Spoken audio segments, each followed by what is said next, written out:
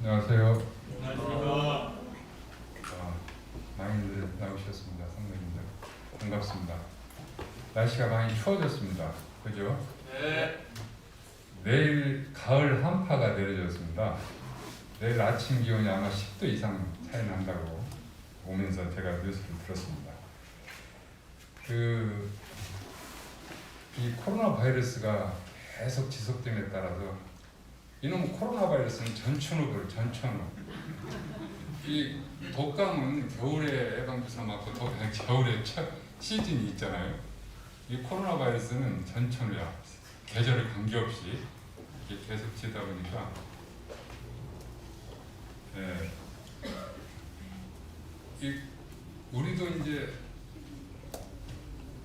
우리도 이게 마음이 굳어져 가지고 만성이 돼가는 것 같습니다. 코로나 바이러스에 대해서 그런가 보다. 매일 똑같은 뉴스가 이렇게 반복돼서 나오니까 오늘은 두 자릿수, 또 오늘은 또 자고 나니까 세 자릿수 계속 반복되잖아요.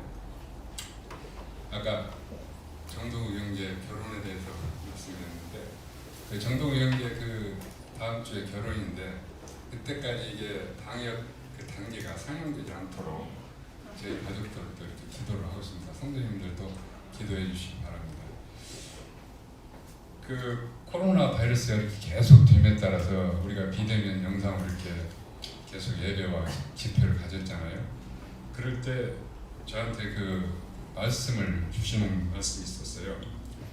이제 나는 그리스도인인가 이렇게 되돌아보게 하시고 또 주님 안에서 인내와 믿음을 가지고 세상을 향해서 고개를 들고 있는가 이렇게 나한테 질문을 또 주님은 하게 하시고 코로나 일부러 핑계로 현실의 벽 앞에 앉아 있지는 않은가 이렇게 말씀을 주시면서 호세아 말씀 한번 같이 보시겠습니다. 호세아 말씀 10장 12절 말씀을 저한테 주시더라고요.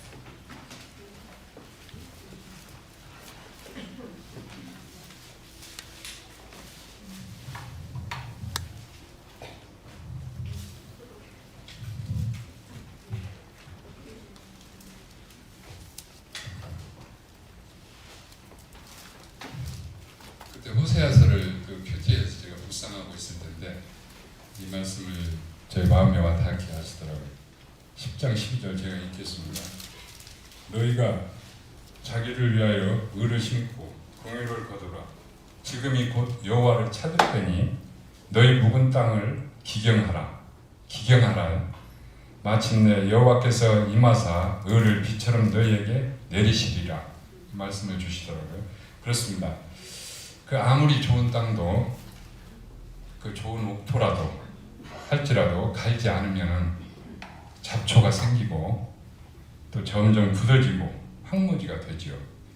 그렇기 때문에 농부는 봄이 되면 겨우내 버려두었던 모든 땅을 갈아엎어야만 합니다. 하나님께서는 우리에게 묵은 땅을 기경하라고 말씀하십니다. 땅을 묵혀두면 어떤 모습이 될까요? 첫째로 땅이 딱딱하게 굳어지고 둘째로 온갖 잡풀 그리고 엉겅퀴와 가시덤불, 억새 같은 것으로 뒤덮여서 황무지처럼 변합니다. 이런 땅에 씨앗을 뿌린다 해도 받아들일 수 없고 뿌리를 내릴 수 없으며 뿌리를 내린다 해도 결실치 못하게 됩니다. 호세아 선지자의 눈에 비친 그 당시의 이스라엘 백성들의 심령 상태는 묵은 땅이었던 것 같습니다. 그 당시의 이스라엘 백성들의 심령 상태는 전혀 하나님의 말씀을 받을 수 있는 상태가 아니었습니다. 마치 돌밭같이 딱딱하게 굳어져 있었습니다.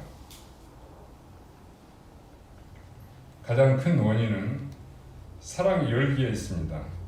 사람들이 처음 사랑에 빠졌을 때는 사랑하는 사람의 말을 한마디도 놓치지 않고 귀를 기울여 듣고 그리고 그대로 행하려 하죠. 이 러브 스토리를 하나를 이렇게 예를 들어서 말씀드리면 어느 한 청년이 자기 이상형이 딱 맞는 여자를 만났습니다. 그런데 옛날에 우리 이렇게 데이트하면은 영화 보고 식사하고 그런 데이트를 이제 즐거운 시간을 다 보내고 이 청년이 그 여자 집을 바래다 주는데 그 바래다 주면서 집 앞에서 이제 멋진 키스를 해주고 내가 그대에게 무언가 또 해줄 게 없을까 이렇게 이제 그 여성한테 물어봤나 봐요. 그러니까 이제 황홀해진 그녀는 남자의 어깨에 이렇게 살포시 머리를 기대면서 당신의 무게를 알고 싶어요 그랬대요. 그러니까 남자는 그 길로 체중계를 가서 사왔다는 거 아닙니까? 이 사랑이 뜨겁게 불타오를 때는 정말 말 한마디도 그냥 지나치는 법이 없습니다. 귀담아 듣고 애인이 원하는 대로 하려고 합니다. 저도 이제 그 러브스토리가 있지만 옛날에 이렇게 연애할 때 보통 그런 사람도 있잖아요. 뭐 하늘에 별도 따다 주리 손에 물을 하나도 안 저의 애는 그랬습니다. 저하고 결혼하면 손에 물을 안 묻히게 해주겠다. 진짜 손에 물을 안 묻히게 해줘서 지금까지도 손에 물 묻힐 새가 없죠. 막 결혼했을 때는 저희 장모님 모시고 살았기 때문에 저희 장모님이 뭐 다 식사 준비하시고 다 하셨기 때문에 우리는 출퇴근만 했고요. 그러니까 우리 자매는 그 설거지통에다 물 묻힐 시간이 없었죠. 그래서 그 제가 말한 대로 이루어졌습니다. 지금까지도 이루어져 있고. 그러나 사랑이 식어지면 어떻게 됩니까? 속삭임이 사라지고요. 서로에게 말에 관심이 없어지고 또 대화가 잘 통하지 않게 됩니다. 지금 그런 시절이 되었습니다. 제 시대가. 우리의 하나님을 향한 사랑은 어떻습니까? 하나님을 향한 열정이 뜨겁게 타오르고 있습니까? 여러 성도님들.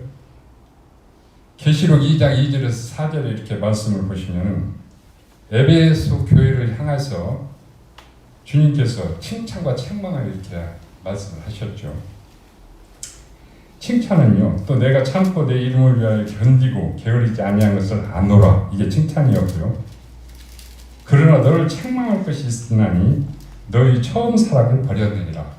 처음 사랑 버린 것에 대해서 책망을 받았습니다. 에베소 교회가. 주님은 에베소 교회의 성도들이 모든 시험과 핍박을 이겨내고 게으르지 않고 열심히 주를 위해 헌신하고 있는 것을 인정하셨습니다. 그러나 문제는 주님을 향한 사랑의 열기가 식어졌다는 것입니다. 뜨거웠던 주님과 첫 사랑의 열정을 잃어버린 것을 책망하시며 주님은 에베소 교회 성도들에게 명하시기를 계시록 2장 5절에 에베소 교회에게 또 명을 하셨죠. 그러므로 어디서 떨어진 것을 생각하고 회개하여 처음 행위를 가지라 촉구하셨습니다.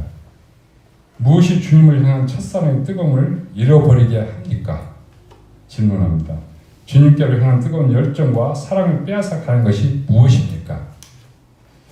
성경은 하나님을 향한 사랑을 빼앗아 가는 것이 무엇인지 말씀하시며 그것을 경계하게 하셨습니다. 말씀에 요한일서 2장 15절 16절 같이 읽겠습니다. 요한일서 2장 15절 16절 이 세상이나 시작 이 세상이나 세상에 있는 것들을 사랑치 말라.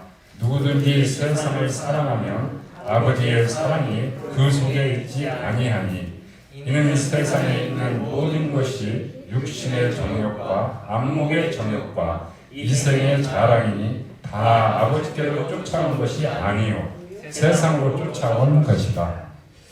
그렇습니다. 하나님을 향한 뜨거웠던 사랑이 식어지는 이유는 이 세상에 있는 것들을 향한 사랑 때문이라고 말씀하십니다.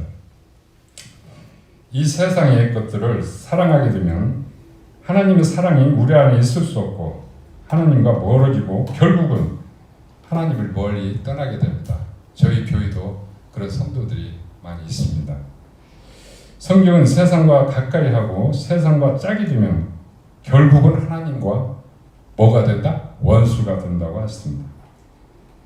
제가 이 호세아서 묵상하면서 호세아서는 남편인 하나님을 버리고 세상과 세상 것을 사랑해서 우상 숭배에 빠진 이스라엘 백성들을 향해서 돌아오라고 하시는 하나님의 그 사랑의 외침입니다. 호세아서가. 하나님은 그 음란한 이스라엘 백성을 다시 품으시려는 하나님의 사랑을 보여주시려고 호세아 선지자에게 음란한 여인 고멜이 있죠. 고멜과 결혼하게 하셨습니다. 그리고 고멜이 다른 남자에게 가서 사랑을 속삭이고 음란하게 행하고 있을 때 주님은 그녀를 다시 데리고 와서 다시 사랑하고 같이 살라고 호세아에게 명하셨습니다. 그런 일을 만약에 저한테 줘준다면 그렇게 할 수 있을까요? 창녀를 주시면서 창녀하고 같이 살으라는 뜻이거든요. 저는 그렇게 못했을 것 같습니다. 그때 호세아는 순종을 했습니다. 이는 하나님의 사랑을 저버리고 떠난 이스라엘 백성을 향한 하나님의 변함없는 사랑을 전하고 하나님께로 돌아와 하나님 안에서 살기를 원하시는 간절한 그 하나님의 사랑을 전하기 위해서 호세아와 음녀 고멜을 사용하셨을 것을 이렇게 묵상하게 되었습니다. 호세아는 정의를 외쳤던 아모스와는 달리 사랑으로 호소했던 선지자로서 그 부끄러운 창녀였던 자신 아내에 대한 이야기를 공개하면서까지 백성을 설득하고자 했던 선지자였습니다. 호세아는 아모스와 같은 시대에 사역했던 선지자입니다. 정의의 선지자 아모스는 호세아에게 비해 비교적 짧게 사역했는데 그 이유는 남왕국 유다죠. 사람이었던 아모스는 북왕국에서 이스라엘에서 오래 머물 수 없게 되었기 때문이었습니다. 북왕국 베델의 그 제사장 아마샤가 아모스의 입을 틀어막고 예언하지 못하게 하며 북왕국 왕 여로보암 2세에게 고자질을 하면서 방해를 했습니다. 이때 아모스는 대답하기를 아모스 7장 14절에서 나는 선지자가 아니며 선지자의 아들도 아니고 양치는 목자이며 뽕나무를 기르는 농사꾼이라고 이렇게 말했습니다. 이어서 아모스는 쓴소리를 해서 듣기 싫어하는 모양인데 때가 되면 하나님의 말씀을 듣고 싶어도 듣지 못할 때가 온다면서 이런 말씀을 했죠. 아모스 8장 11절에서 양식이 없는 기근이 아니고 물이 없는 기갈이 아니라 하나님 말씀을 듣지 못하는 기근과 기갈이 올 것이라고 이렇게 말씀했습니다. 이렇듯 하나님께서는요 정의의 아모스와 공의의 호세아의 사랑으로 이스라엘을 깨우려고 하셨습니다. 호세아가 활동하던 때는 우시야, 요담, 아하스, 히스기야가 남왕국 유다를 다스리던 때였습니다. 이때 북왕국 이스라엘 그 요아스의 아들 여로보암 2세가 이스라엘의 왕으로 있을 때입니다. 호세아 인적사항은 그가 많이 있지만 호세아에 대해서 인적사항 성경을 이렇게 찾아보면 많이 있습니다. 호세아 인적사항은 그가 브에리의 아들이라는 것 외에는 알려진 것이 없습니다. 우리의 심령이 호세아 선지자 시대에 이스라엘 백성들처럼 그 심령이 묵은 땅처럼 사랑이 식어져 버리는 줄 알았습니까? 질문합니다. 우리의 심령이 묵은 땅처럼 되었느냐 그렇지 않느냐의 판단은 하나님의 말씀을 받는 마음의 자세와 삶의 자세에 있다고 봅니다. 사도행전 17장 11절 말씀은 이렇게 말씀하십니다. 베리아 사람은 데살로니가에 있는 사람보다 더 신사지역에서 간절한 마음으로 말씀을 받고 이것이 그러한가 하여 날마다 성경을 상고하고 행하였다고 말하고 있습니다. 그렇습니다. 묵은 심령이냐 아니냐의 그 판단은 기준은요. 첫째, 하나님의 말씀을 사모하는 간절한 마음이 있느냐 하는 것이고요. 둘째로 말씀을 받을 때 하나님이 오늘 내게 주신 말씀을 믿고 아멘 하며 받고 그 말씀을 굳게 붙잡고 마음에 간직하고자 하는 자세가 있느냐 하는 것입니다. 또 세 번째로는요. 받은 말씀을 묵상하며 그 뜻을 깨닫고 행하기 위해서 묵상하며 기도하고 성령의 도우심을 구하고 있느냐 하는 것입니다. 이 세 가지가 있으면 묵은 땅이 아닌 옥토와 같은 심령이라고 생각이 되어집니다. 우리의 심령이 옥토밭처럼 되어야 매일의 삶에 변화가 일어나고 믿음이 성장하고 신앙 인격이 성숙해가는 것입니다. 우리의 신앙이 정체되고 퇴보했다면 하나님 앞에서 내 심령 상태가 묵은 땅과 같은 상태인 것입니다. 이런 상태에 있을 때에는 사탄이 묵은 땅 위에 온갖 잡초와 엉겅퀴와 가시와 가라지를 뿌리기 쉽습니다. 동사를 제가 이제 시골에서 어렸을 때 학교 다닐 때 동사를 좀 이렇게 지었는데요. 저는 언젠가도 간증을 했는데 농사 체질이 아닌 것 같더라고요. 저희 형님하고 이렇게 논이나 밭에 가면 꼭 그 김을 매는데 그 흙 만지고 이런 그 흙탕물에서 이거 하는 게 굉장히 싫더라고. 그래 조그마한 꾀를 부리고 자꾸 농땡이를 피니까 그걸 이제 계속 저는 이제 그런 걸 바라고 그렇게 했는데 지금 생각하니까 미안하기도 하고 그런데 성질 나니까 저희 형님이 같이 일하다가 야 임마 가버리라고 그래요. 아이고 좋다. 그때를 딱 그 말 듣자마자 갔습니다. 심령을 자주 기경해 주지 않아 심령이 묵혀둔 땅과 같이 영적이 분노지가 되면요 하나님의 말씀에 대해서 회의가 생기기 시작하고요 불신이 생기기 시작하고 온갖 악한 생각과 탐심과 정욕과 욕심으로 가득 차게 됩니다. 그러므로 묵은 땅은 나를 망하게 하는 땅입니다. 파멸과 패망으로 달려가게 하는 땅입니다. 하나님의 마음을 아프게 하는 땅입니다. 때때로 심령을 기경하지 않으면 호미로 막을 것을 가래로 막지 못하는 지경에 이를 때가 있습니다. 심령의 기경은 어떻게 해야 할까요? 학개서 1장 7절에 보시면은 나 만군의 여호와가 말하노니 너희는 자기의 소유를 살펴볼지니라 하셨습니다. 지난주 수요 집회에 형제님이 단에서 말씀하신 학개서에 대해서 가장 중요한 것은 코람데오입니다. 하나님 앞에 완전히 벌거벗고 서야 합니다. 히브리서 4장 13절에 이렇게 말씀을 보시면 지으신 것이 하나도 그 앞에 나타나지 않음이 없고 오직 만물이 우리를 상관하시는 자의 눈앞에 벌거벗은 것 같이 드러나느니라 하셨습니다. 그렇습니다. 우리의 심령 폐부를 찔러보시는 하나님이 눈으로 나의 신앙과 생활을 구석구석 살펴봐야 할 것입니다. 그럴 때 성령께서 말씀을 통해서 우리의 죄악을 밝히 드러내게 하시고 바르지 못한 것을 책망하시고 온전한 길을 보여주십니다. 히브리서 4장 12절에 말씀하십니다.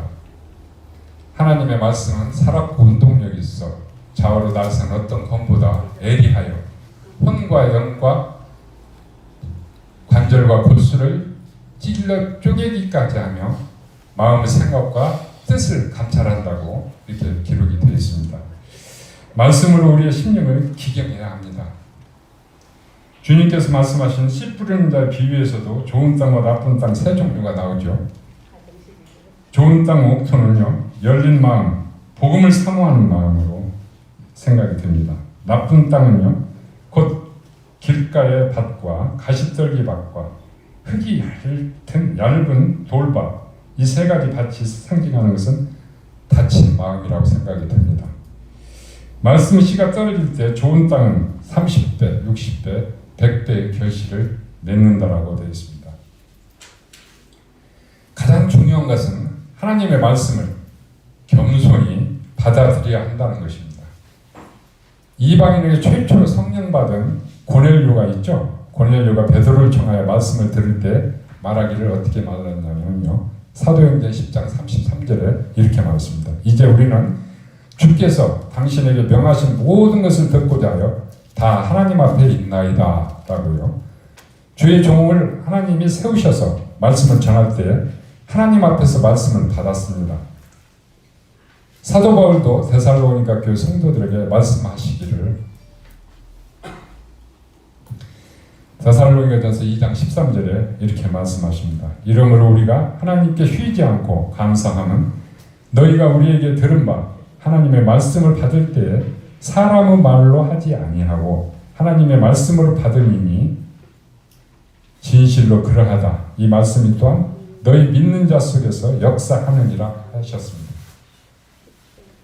하나님께서 오늘 이 시간 우리 자신의 소유를 살펴볼지라라고 학개서 1장 5절과 7절 두 번 말씀하셨어요.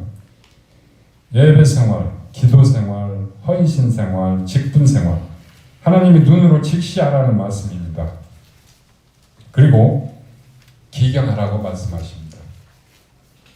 교만의 돌, 나태의 돌, 인본주의의 돌, 정욕의 돌, 하나님 보시기에 합당치 못한 것들을 골라내서 버리고 나는 땅을 완전히 갈아엎는 기경을 해야 합니다. 마음을 전혀 새롭게 하는 기경입니다.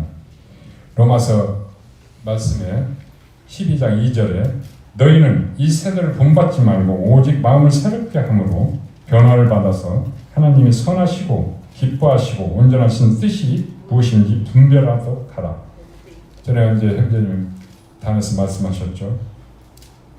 인본주의, 포스트 모더니즘, 종교 다원 시대 때를 잘 분별해서 저희가 갈아엎는 기경을 해야 될 것 같습니다.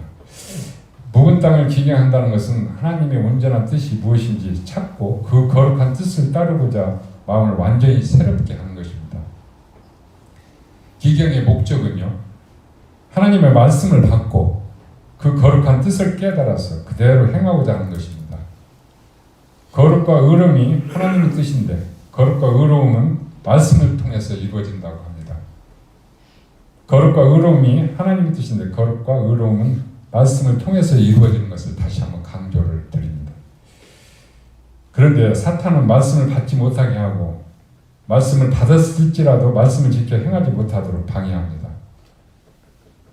제가 믿지 않고 교회를 왔다 갔다 할 때 계속 전에도 간증을 했지만 말씀을 들을 때 말씀이 하나도 들어오질 않아요.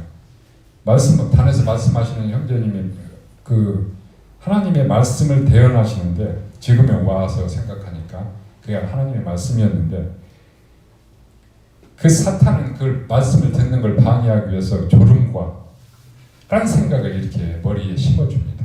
사탄이. 언젠가 제가 간증도 했습니다. 언제 끝나는 시간만 바라보고 끝나면 무엇을 먹을까, 어디를 찾아갈까 이런 딴 생각을 갖게 하더라고요. 사탄이. 그런 예를 제가 간증을 한번 통해서 했는데 다시 한번 오늘 간증을 하게 되었습니다. 말씀을 받았지라도 그 말씀을 지켜 행하지 못하도록 이렇게 사탄은 방해를 합니다. 온갖 세상적인 생각과 또 근심과 걱정으로 말씀을 기억 속에서 지우려고 합니다.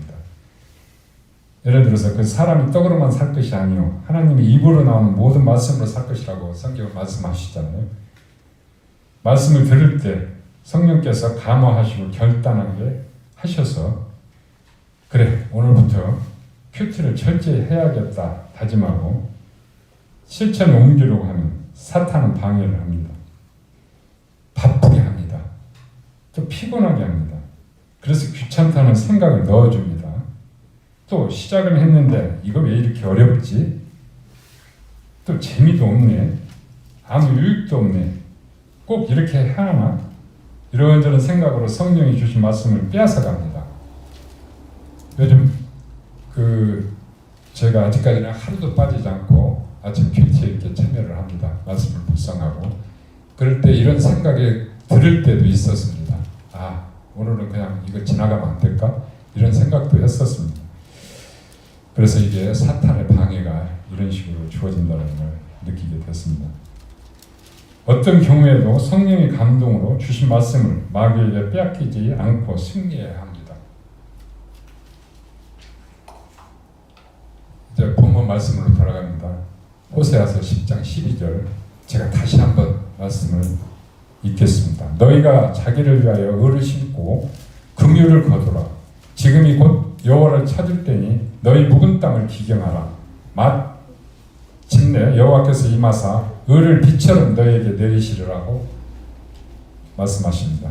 성령의 단비가 내려와서 우리 심령의 밭이 촉촉이 젖어 싹이 틔울 수 있을 때까지 열심히 우리의 심령의 밭을 기경해야 하겠습니다. 때로는 지치고 낙심하고 때로는 포기하고 싶은 충동이 들 때도 있을 것입니다. 히브리서 12장 1절에서 2절 말씀은요. 히브리서 11장은 이렇게 한평생 하나님의 영광을 위해 살다가 천국에 간 믿음의 조상들의 이야기를 기록하고 있죠. 12장 1절에서는요. 이러므로 우리에게 구름같이 둘러싼 허다한 증인들이 있으니 이렇게 말씀을 하시죠. 구름같이 둘러싼 허다한 증인들은 우리보다 앞서 하나님의 영광을 위해 살다가 천국에 간 믿음의 선진들을 가리킵니다. 그 앞서간 선진들이 우리들의 믿음의 경주를 응원하고 박수치고 격려하고 있다는 것입니다. 그들은 삶을 통해서 믿음을 증거한 자들입니다. 11장 2절에 히브리서 11장 2절에 선진들이 이로써 증거를 얻었느니라고 이렇게 말씀하시죠. 우리가 달리고 있는 믿음의 경기장 관중석에는 세상의 핍박과 환난 가운데서도 순교를 무릅쓰고 믿음을 지키며 승리한 믿음의 선진들이 이미 자신들이 경주한 코스를 달리는 우리를 향해 응원을 하고 있습니다. 그 올림픽 경기장이라든지 축구 경기장이라든지 이런 운동 경기장에 보면 벤치가 있잖아요. 벤치에 응원하는 사람들이 쫙 앉아가지고 계속 박수를 치면서 응원을 합니다. 이겨라, 이겨라, 이겨라. 그런 그 그림이 이렇게 그려집니다. 그 운동장 경기 경주하는 운동장 경기 관중석에 우리 믿음의 선진들이 저희를 향해서 박수치고 응원을 하고 있습니다. 경주한 코스를 달리는 우리를 향해서 응원을 보내고 있죠. 그러므로 하나님의 긍휼하심을 믿고 참고 견디어서 우리 잠실교회 모든 성도님들은 선진들의 그 응원을 힘입어서 믿음의 경주를 완주하여서 하나님의 의의 면류관을 모두 받기를 원하오며 기도하겠습니다. 마지막으로 디모데후서 4장 7절 8절을 함께 같이 읽겠습니다.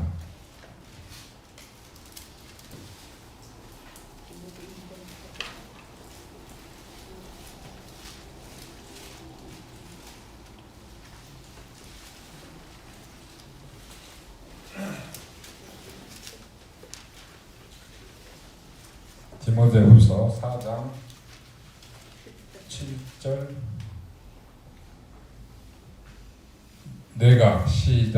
내가 선한 싸움을 싸우고 나의 달려갈 길을 마치고 믿음을 지켰으니 이제 후로는 나를 위하여 의의 면류관이 예배되었으므로 주 곧 의로우신 재판장이 그날에 내게 주실 것이니 내게만 아니라 주의 나타나심을 사모하는 모든 자에게입니다. 말씀대로 저희 잠실 성도님들이 되어지기를 기도하면서 저희 교제를 마치겠습니다.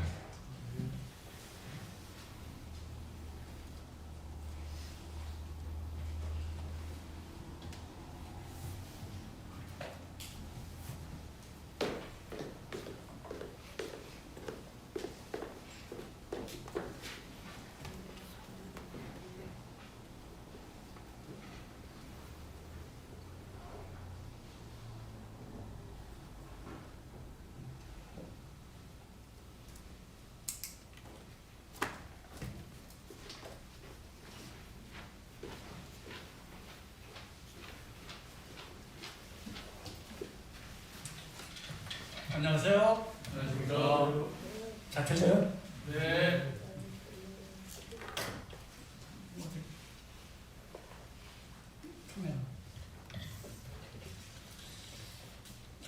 먼저 번에는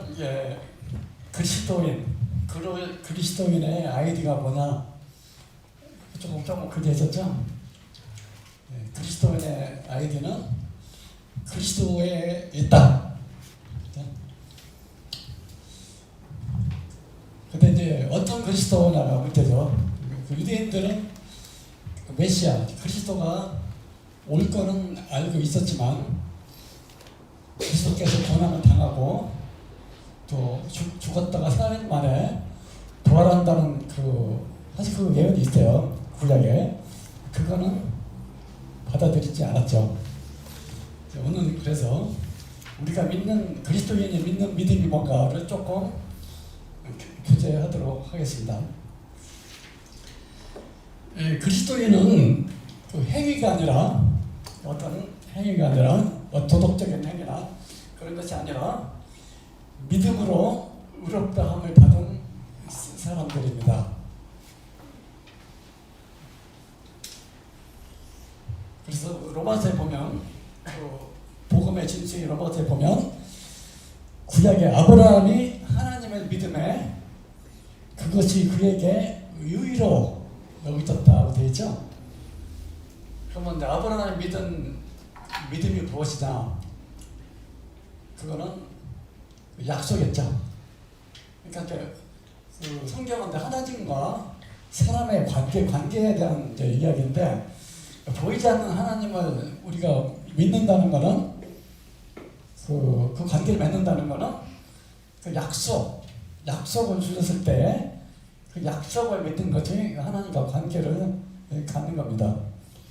하나님은 이제 많은 이제 약속이 있는데 아브라함에게는 그 후손, 기존은 불가능한 상태에서 후손에 대한 약속을 주셨습니다.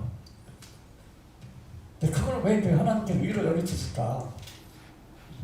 그 믿음도 대단한 것이지만 하나님은 아브라함의 믿음 속에서 그리스도를 본 거예요. 그렇죠? 그리스도. 하나님은 창세기 때부터 그리스도를 약속을 하셨잖아요. 그러니까 구약은 이제 희미한 상태지만 하여튼 하나님의 약속을 믿었을 때 의로 여김을 받았고 하나님은 그 그리스도를 받아 너무나 기쁜 거예요. 근데 그 믿음이 어디까지 갔냐면 나중에 이삭을 바치라고 했을 때 그 순종했잖아요. 믿음에서 믿음으로 이르게 한다고 그랬던데 그것도 이제 하나님의 경제적인 의미에서 본다면 그 대단하죠. 어떻게 얻은 아들인데 또 아브라함의 쪽에서는 또 그런 신앙까지 나오는지 모르겠어요. 이거는 내 아들이 아니라 하나님의 아들이다. 그죠? 하나님이 낳으신 아들이나 마찬가지죠. 자기 몸만 빌리고 뭐 그렇게 했는지 모르지만 그 믿음은 어떤 믿음이냐면은 로마서 4장 17절에 보면 그 사도 바울이 뭐라고 했냐면 그 죽은 자를 살리시며 없는 것을 있는 것으로 부르시는 하나님, 그렇게까지 믿은 거죠. 그래서 어떻게 보면 교육을 한 건데 교육은 하나님의 아들이 재물도 들어질 것과 다시 산다는 것까지 아마 교훈을 했던 것 같아요. 그 앞에 단계만 보면은 야 아브라함 대단하다, 나는 하나도 못한다 이런 것까지 할 수 있는데 경륜을 볼 때는 예수 그 하나님 아들이 죽고 다시 사는 것까지 아브라함한테 교육이 된 겁니다. 거기까지 생각을 하셔야겠죠. 근데 이제 오늘 이제 믿음에 대해서 좀 설명을 하면 사도 바울은 고린도 교회 성도들을 향해서 너희가 믿음 안에 있는가 너희 자신을 시험하고 너희 자신을 확증하라고 그랬죠. 바울이 말하는 그 믿음은 어떤 믿음이냐, 하나님께서 요구하시는 믿음이 어떤 거냐에 대해서 한번 생각을 좀 해보겠습니다. 로마서 10장 9절 10절에 보면 잘 아는 구절이 있어요. 내가 만일 내 입으로 예수를 주로 시인하고 또 하나님께서 그를 죽은 자 가운데서 살리신 것을 내 마음에 믿으면 구원을 받으리라. 사람이 마음으로 믿어 의에 이르고 입으로 시인하여 구원에 이르느니라 하는 말씀 잘 알고 계시죠? 자, 보면 사람이 마음으로 믿을 것은 뭐죠? 하나님께서 예수님을 죽은 자 가운데서 살리신 것입니다.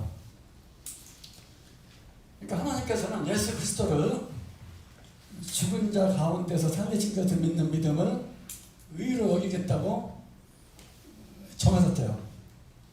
이것은 아브라함의 믿음하고 같은 겁니다.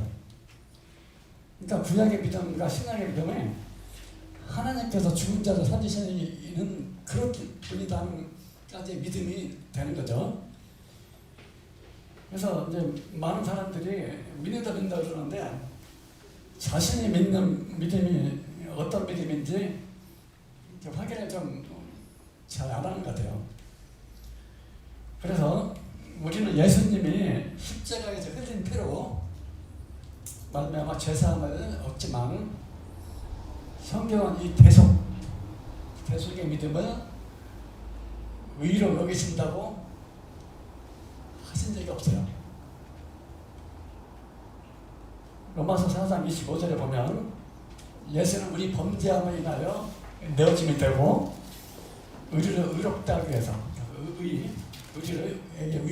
하는 것은 그 의를 주시기 위해서 의롭다 하시기 위하여 살아나셨느니라. 두 구절이 연결되어 있죠.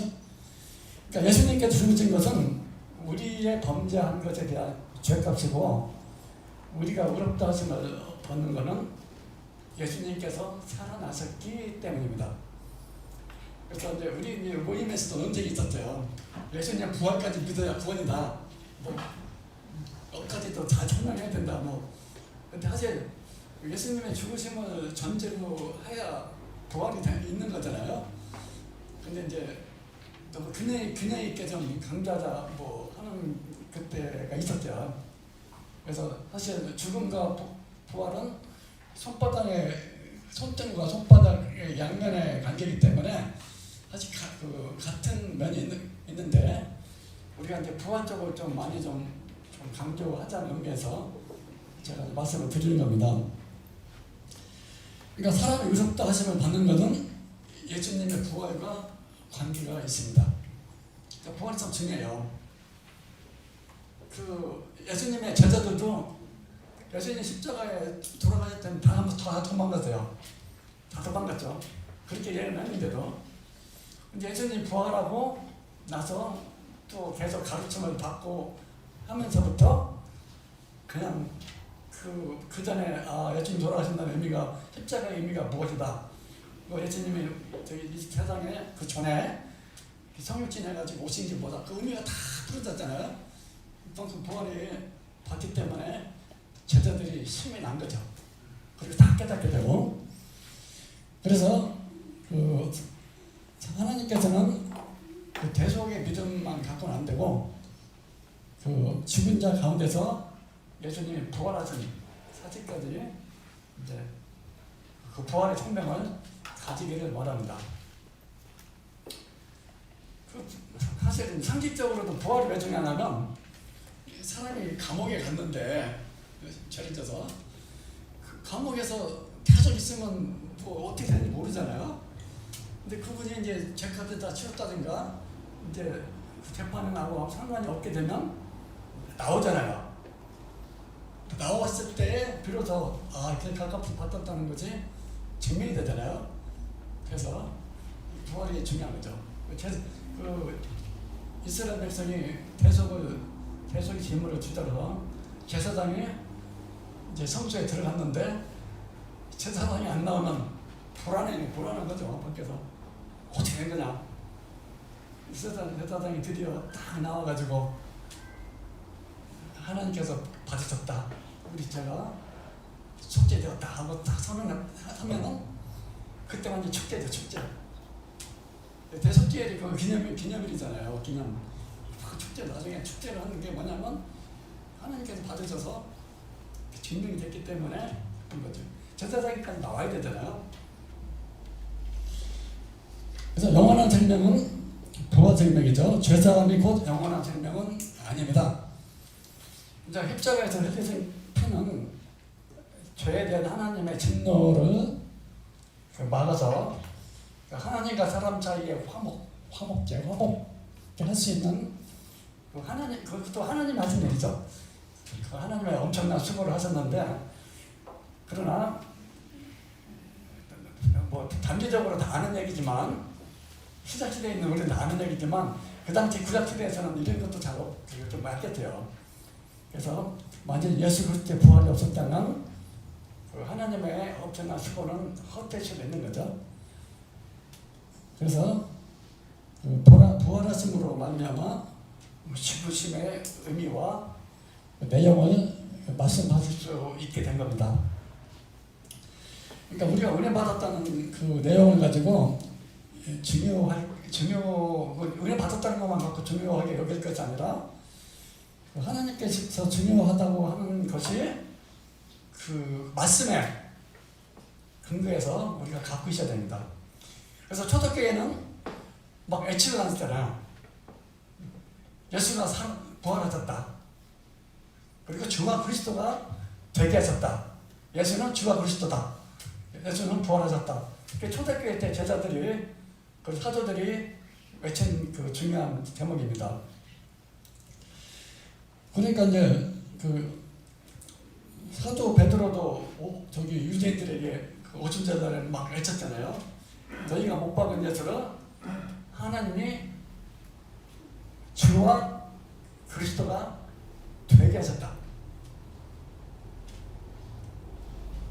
사도 바울도 산자와 죽은 자의 주가 되게 하시려고 그리스도께서 다시 살아나셨다. 그래서 로마서 1장 3절에 보면 이 아들로 말하면 육신으로는 다윗의 혈통으로 나셨고 성결의 영으로는 죽은 자 가운데서 부활하여 능력으로 하나님의 아들로 인정되셨으니 곧 우리 주 예수 그리스도라. 그죠? 그러니까 이제 죽은 자 가운데서 부활해서 그때 비로소 하나님의 아들로 인정되고 그리스도 인정된 것처럼 되는데 원래는 그 전에도 그리스도였죠. 하나님 아들이었고 여기서 인정됐다는 말은 뭐냐면 영어로 설명하면 디클레어가 뭔지 아시죠? 선포했다는 거죠. 그때 비로소 뭐 그리스도고 하나님 아들 살아나셨기 때문에 하나님의 아들이다 그 뜻이 아니고 되게 그때 그 부활을 말미암아 그리스도와 주로 하나님 아들로 완전히 선포됐다는 그런 뜻이에요.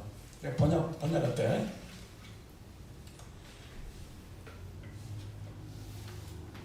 자, 그러니까 부활 전에 그리스도의 고난이 있었지만 성경은 이를 강조하기보다는 그 인자의 몸, 사람의 몸으로 우리한테 거하시고 또 그 사흘 만에 부활한 그 사실을 굉장히 중요시하고 있어요.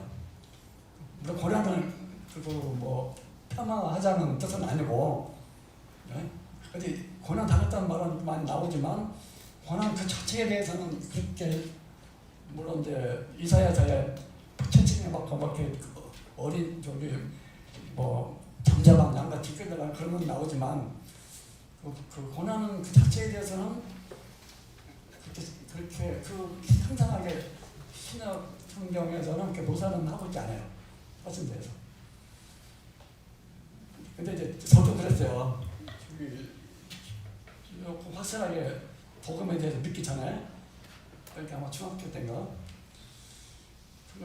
그때 믿지 않았을 때예요. 믿지 않는 사람도 예수님께서 이제 뭐 십자가에 고난 당하고 하는 영화 같은 걸 보면 믿지는 않지만 어떤 마음 생기냐면 그 로마서 그 본인들 십자가군 그렇게 착하고 그렇게 간디처럼 평화를 외치는 사랑을 외치는 분을 그렇게 모함해가지고 십자가에 매달 수가 있을까? 눈물이 나더라고. 채찍이 먹고. 그리고 또 속으로는 또 사람이 얼마나 악하면 그래 못으로 죽이나 못으로 죽는 방법 여러 가지 있는데 그러니까 약간 뭐라 그럴까?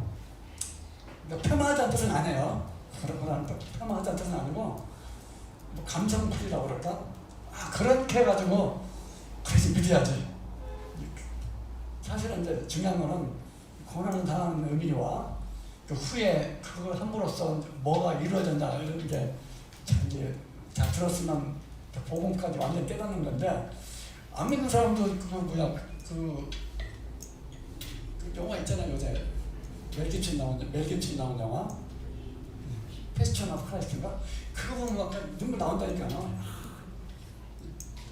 안 믿는 사람이 보면 더 감동이지만 그리고 나중에는 어떤 생각이 드냐면은 저렇게 훌륭한 분이니까 하나님의 아들이라는 소리까지 듣지. 중국의 천자 사상 있잖아요. 황제는 뭐 천자, 하늘의 아들 뭐 신의 아들이라고 얼마나 위대한 분이면 하나님의 아들이라고까지 얘기 들으니까 약간 약간 감정적인 면으로 막 눈물 흘리고 믿고 끝나거든요. 근데 사실은 그것도 중요하지만 예수님께서 가르쳤잖아요. 누가복음에 보면 그 엠마오 가는 그 제자들하고 이제 갈 때 분명히 예수님께 뭐라고 가르쳤냐면은 누가복음 24장 44절에 보면 그리스도가 고난을 받고 제3일에 죽은 자 가운데서 살아날 것과 또 그 이름으로 제사함을 받게 하는 회개가 예루살렘에서 시작하여 모든 족속에게 전파될 것이니라. 예수님께서 가르쳤죠. 그러니까 예수님께서 율법과 예언서와 시편에 자신을 가리켜 기록된 모든 것이 이루어져야 할 것을 가르치시면서 지금 이거는 세 가지죠. 첫째는 그리스도 고난받는 거, 두 번째는 제3일에 죽은 자 가운데서 살아날 것, 그 다음에 그의 이름으로 제사함을 받게 하는 회개가 전파될 것. 그래서 우리도 예수님께서 전하신 복음의 예를 따라서 한다면 우리도 그리스도의 고난과 부활과 예수의 이름으로 제사함을 받게 하는 회개를 전파해야겠죠. 아까 말씀드렸지만 유대인들은 메시아가 오신다는 걸 알려지는데 그리스도가 고난을 받고 제3일에 죽은 자가 돼서 살아난다는 부활 이 두 가지를 믿지 않았죠. 하기야 뭐 베드로도 믿지 않았으니까 그렇게 쫓아다녔는데도 근데 다 그렇게 된 이유는 나중에 성령으로 하나 되고 하는 그 이유는 예수님께서 부활하셔서 다 가르쳤기 때문에 그렇죠. 여기서 이제 구원받는 회개가 뭐냐면 어떤 도덕적으로 내가 죄를 졌으니까 하나님 앞에 가서 이런 의미의 회개가 아니라 내가 그 하나님을 대적한 상태에 있다가 하나님께 돌아가는 그런 회개를 얘기하는 겁니다. 그러니까 이제 베드로의 그 요순절날 말씀을 본다면 그 하나님의 뜻은 그 아들을 믿는 거라고 그랬잖아요. 그리스도를 믿는 거. 그러니까 그거 하나님의 보신 자를 대적한 거에 대한 그 회개죠. 네가 뭐 잘못했고 뭐 그런 도덕적인 죄가 아니라 회개에 대한 의미도 제가 조금 설명이 드리는 겁니다. 여기서 얘기하는 회개라는 것은 하나님의 돌아가는 것. 그러니까 그 누가복음 15장에 탕자의 비유를 잘 이해하시면 됩니다. 탕자는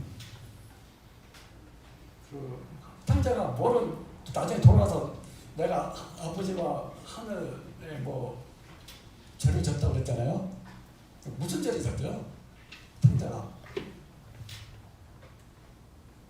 그냥 제가 하도 많으니까 그냥 톱이라도 나 죄 졌습니다 한 것도 있겠죠. 내가 뭐 어디 세상에 가서 뭐하고 하고 그런 죄라기보다는 내가 아버지를 버리고 떠났다는 거죠. 그리고 사실 죄가 많잖아요. 사실 어떻게 엄연하게 보면 내가 불빛을 달라고 한 거 사실 그것도 어떻게 보면 죄가 아닐 수도 있어요. 당연히 받을 거를 뭐 땡겨 받은 거라고 할 수도 있고 그리고 또 떠났죠. 떠나서 그 재산을 탕진한 것 그것도 죄라고 할 수 있을까요? 근데 여기서 얘기하는 죄는 내가 아버지를 떠났다는 거죠. 근데 이제 돌아오는 거잖아요. 그게 회개예요. 회개는 아버지를 이렇게 쳐다보는 거. 아버지, 내가 돌아가야겠다는 생각만 하는 것이 아니라 아버지한테 가는 거죠. 그래서 자기 처지를 그 아는 사람이 은혜를 받을 수가 있는 겁니다. 자기 처지. 그러니까 하나님은 은혜를 주고 받는데 은혜를 받을 사람한테 은혜를 주잖아요. 은혜를 필요하는 사람한테 주잖아요. 그래서 그거를 가르치기 위해서 일법으로도 우리가 교제를 하고 여러 가지 또 사람은 아까 탕자 같은 경우는 그래도 자기 옛날에 기억이 있잖아요. 아버지한테는 좋은 거 있었다. 그런데 어떻게 내가 참 아버지를 떠났으니 틈빼서라도 죄를 졌기 때문에 못 돌아가는 그 마음으로 일단 그래도 가보자 그런 상태고, 우리는 태어날 때부터 소년이기 때문에 뭐 모르잖아요. 처음부터 우리는 뭐 이렇게 긴급한 상황에 멸망의 자리에 갈 수 있는 긴급한 상황을 우리는 모르기 때문에 우리는 그것부터 가르쳐야 되는, 어떻게 보면 이방인들은 다 그런 면이 있어요. 유대인들은 틀려서. 어떻게나 이제 그 그리스도가 고난을 당하고 제3일 만에 부활하는 사건까지도 우리는 균형 있게 다 전해야 될 거라 봅니다. 사실 초대교회는 부활절을 별도로 지키지 않은 것으로 보여요. 예수님께서 죽은 자 가운데서 사흘 만에 부활하신 것을 본 사도들에게는 매 주일이 부활 주일이었기 때문에 아마 그런 거로 보입니다. 아직 부활절 지켰다는 의미는 없어요. 별도로.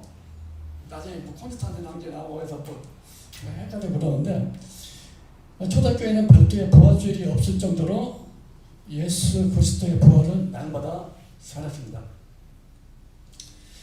죄를 이기는 생명의 능력은 부활뿐이고, 또 십자가에서 부활을 강조를 해야 될 거다 봅니다.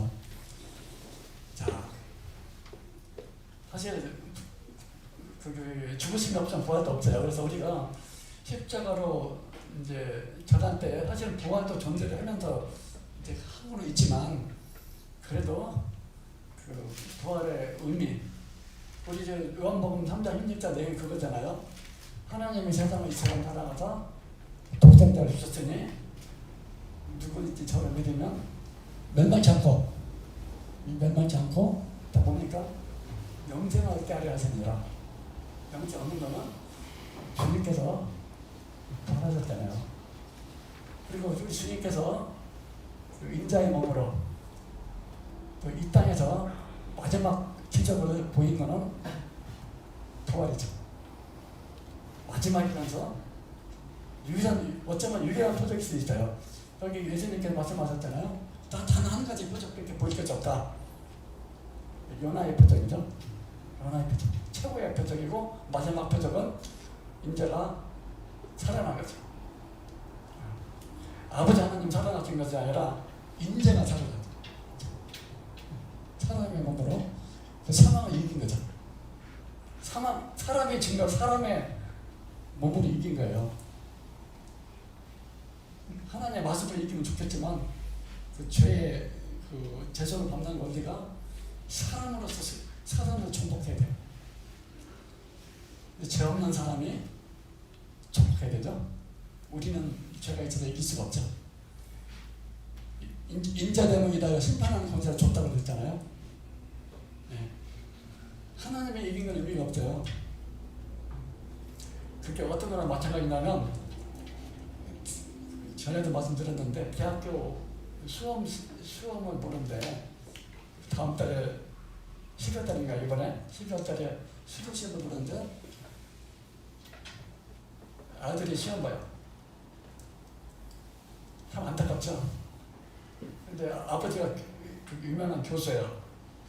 아버지가 대신 시험 볼 수 있어요? 안 되죠. 사람이 사단한테 졌으면 사단이 이겨야 돼. 근데 사람은 죄를 졌기 때문에 능력이 없죠. 그러나 하나님 아들이 사람의 몸을 오셔갖고 죄도 이기고 사단도 이기고 사망도 이기고, 그래서 부활했다는 것은 사망까지도 이겼다는 거죠. 사망 권세가 잡을 수가 없죠. 아까 교도소 얘기했잖아요. 이길 수가 없으니까 풀어준 거예요. 그래서 이제 우리가 이제 주일날 물론 이제 떡과 자는 죽으심을 기념하는 거니까 당연히 기념을 해야 되죠. 생명이 떡을 오시고 또 마지막 6월달에 예수님께서 내 피를 상징하는 포도주 마시라고 했고, 사도 바울도 고린도서에서 주의 죽으심을 이제 50대까지 기념하라고 했기 때문에 죽으심 기념하는 건 맞는데, 이제 성경은 이제 끝나면 부활의 찬송을 힘껏 부르는 우리 예배가 됐으면 어떤가 합니다. 그래서 우리 모임에 어떤 성도님이 유럽 가서 그 모임에 성도님 다 방문하고 가서 간증을 했잖아요. 한국의 성도들은 지금 이렇게 뭐 다양하고 그런 찬송을 많이 부르는데 유럽의 성도님들은 막 부활 찬송을 막 신나게 뭐 행진곡처럼 막 부르더래요. 그래서 이 한국인 정서하고 뭐 유럽 정서 때문인가 생각했다고 그러는데 이제 두 가지가 다 조화를 이루어서 죽으심으로 그 저기 화목제가 하나님과의 화평 이런 조차 없어하게 드리고 나중에 이제 그 메시지 받으셔갖고 제사장이 딱 나온 순간에는 신체에 우리 예배를 주님께서 받으시고 그 약속대로 우리는 이제 영생을 얻었다는 두 가지가 한꺼번에 이루어지는 참조교의 예배와 찬송이 다 같이 나왔으면 좋겠다는 생각으로 잠깐 개설했습니다. 감사합니다.